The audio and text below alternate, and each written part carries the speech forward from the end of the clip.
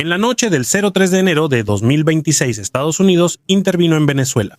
Con la Operación Resolución Absoluta, Estados Unidos atacó objetivos militares en el norte de Venezuela a las 2 a.m. hora local. Más de 150 aviones participaron en la operación.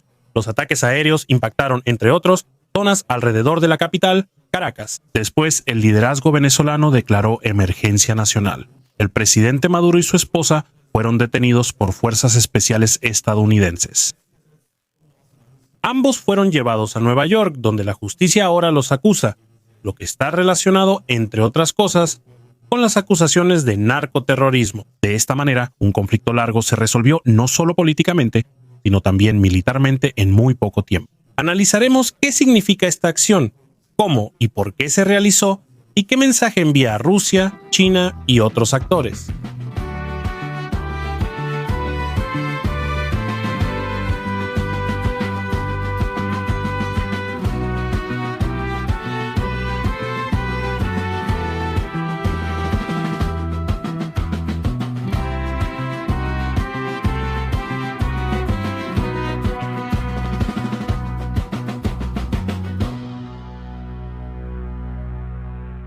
Por parte de Estados Unidos, varias unidades participaron en este ataque.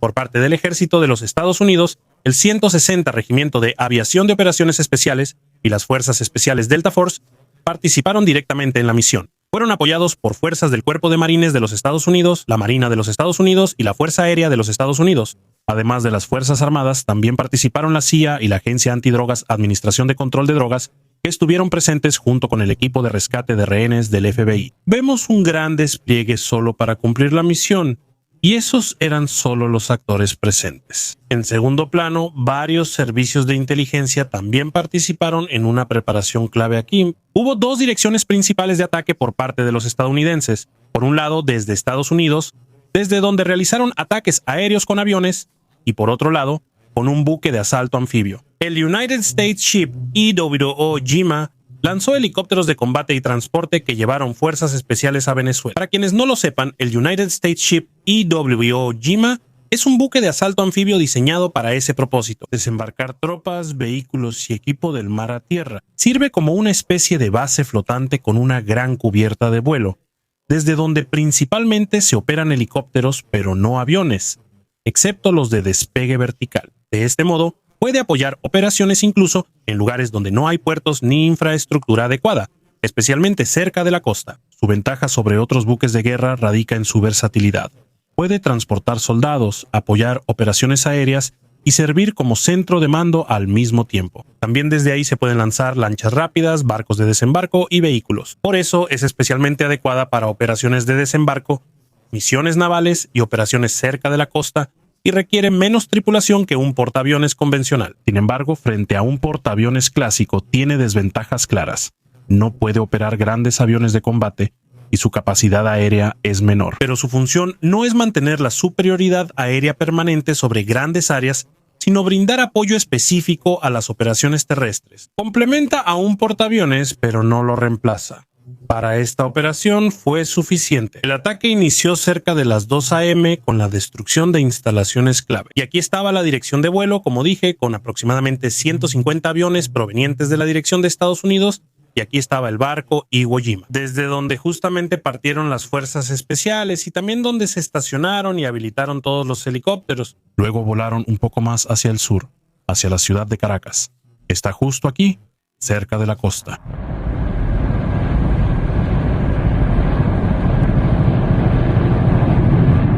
En la zona alrededor de la ciudad fueron atacados tanto el puerto naval de La Guaira como la base cercana de la Academia Naval. En la ciudad misma fueron atacados la base aérea Generalísimo Franceschio de Miranda, el observatorio Cargigal y las antenas de telecomunicaciones en el volcán. Mucho más al este y fuera de la ciudad, aquí nuevamente en la costa, también fue atacado el aeropuerto de Higuerote para evitar un posible apoyo.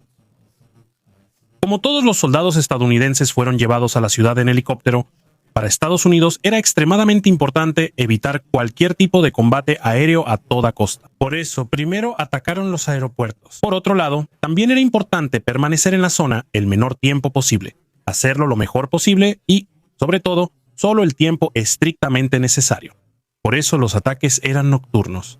Se debía neutralizar sitios clave como el observatorio, uno de los puntos más altos, y las antenas de comunicación en el sur, para demorar lo más posible la llegada de refuerzos. En esa zona bastante montañosa, las antenas se instalaron en uno de los puntos más altos, por lo que se usan en conjunto para las telecomunicaciones de la región y son indispensables para la seguridad pública. Además, era necesario asegurarse de que los sistemas de defensa antiaérea fueran destruidos, ya que representaban la mayor amenaza para los helicópteros. Venezuela invirtió durante varios años miles de millones en un sistema moderno y multifacético.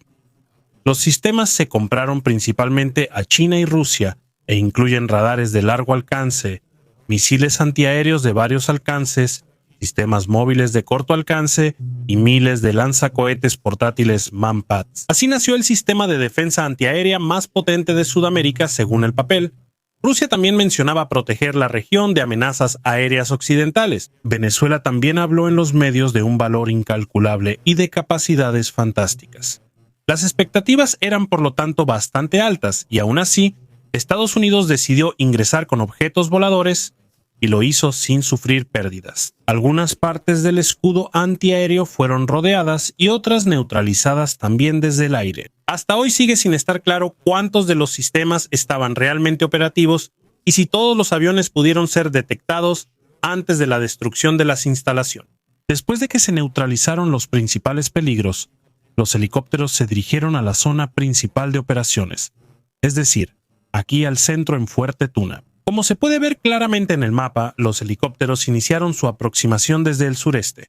Prácticamente rodearon la cadena montañosa, destruyeron objetivos importantes y luego volaron hacia su zona de operaciones, probablemente para evitar restos del escudo antiaéreo, como se ve en el mapa topográfico. Las posiciones antiaéreas y radares suelen estar altas, y aquí se maniobró por el valle. En la zona principal de operaciones estaba la base militar Fuerte Tuna, que fue atacada y gravemente dañada. La red eléctrica de la ciudad se dañó durante la aproximación y hubo apagones generalizados. ¿Cómo beneficiaba esto a los estadounidenses? Aterrizaron frente a la residencia de Maduro y realizaron la operación, que según fuentes llevaba meses planeándose. Los soldados del 160, el regimiento practicó la operación previamente en una réplica a escala real del lugar donde se encontraba Maduro. El presidente del Estado Mayor Conjunto, Dan Kine, habló de meses de trabajo de inteligencia como base para esta operación. Fueron tan rápidos que Maduro ni siquiera pudo llegar al cuarto de seguridad. Él y su esposa fueron secuestrados y desde ahí los nos llevaron de regreso al United States Ship Iwo Jima y desde ahí partieron en barco hacia Cuba y de ahí hacia la bahía de Guantánamo.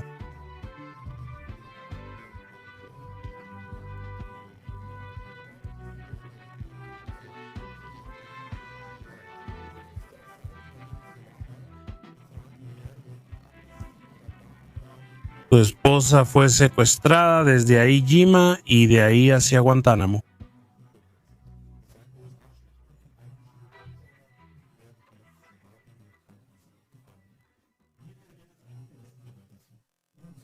El hecho de que las Fuerzas Armadas estadounidenses lograran capturar a Maduro en una operación especial que duró solo 3 horas y 34 minutos y sacarlo del país ileso y sin bajas propias. Y eso, en una fortaleza antiaérea, causó horror en Rusia. La reacción de los blogueros militares rusos fue especialmente dura, calificando el hecho como una humillación para Venezuela y, indirectamente, para los proveedores de armas rusos. En numerosos comentarios se destacó que no hubo ninguna interceptación ni un solo derribo, que miles de misiles antiaéreos portátiles resultaron prácticamente ineficaces y que los helicópteros estadounidenses pudieron moverse sobre Caracas como si estuvieran en un campo de tiro, ya que pudieron atacar objetivos y finalmente retirarse sin ser molestados.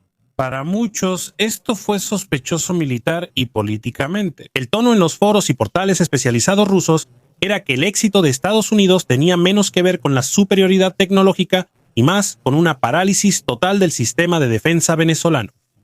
Se mencionaba repetidamente la falta de motivación, la ausencia de voluntad de lucha y una supuesta desintegración interna de las élites militares y políticas. Algunos comentaristas incluso llegaron a hablar de sobornos e inactividad deliberada por parte de las estructuras de mando. Además, se enfatizó que Venezuela, a pesar de contar con modernos sistemas de defensa antiaérea rusos y chinos, no dispone de aviones de alerta temprana modernos ni de ningún avión de combate para operar un sistema de defensa integrado de manera creíble.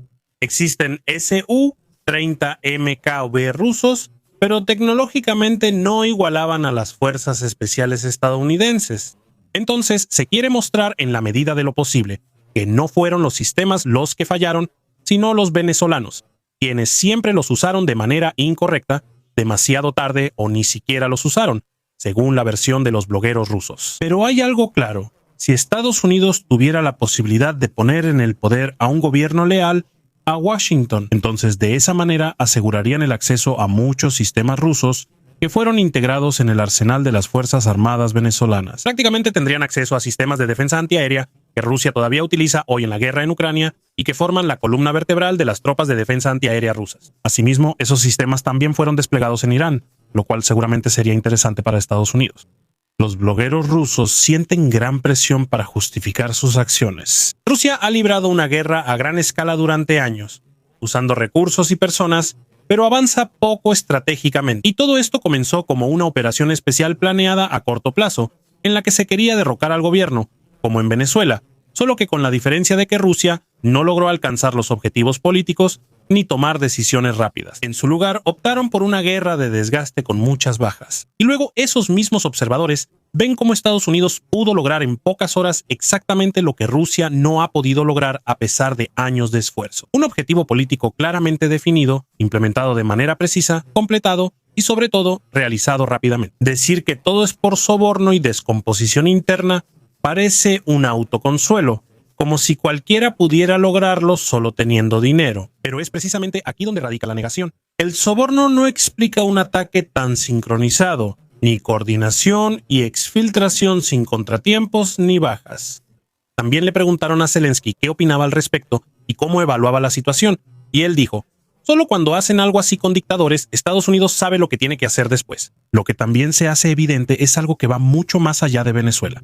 Putin ha perdido de hecho su papel como protector de dictadores. Quien antes podía confiar en Moscú, ya fuera militar, políticamente o al menos como último refugio, hoy ya no puede hacerlo, ni siquiera de manera simbólica. Refugiarse en Moscú ya no es opción confiable. Rusia ha comprometido recursos militares, perdido credibilidad internacional y una moneda clave en política exterior: la confiabilidad. Promesas de protección, que apenas en octubre le hicieron a Venezuela, garantías de seguridad y asociaciones estratégicas.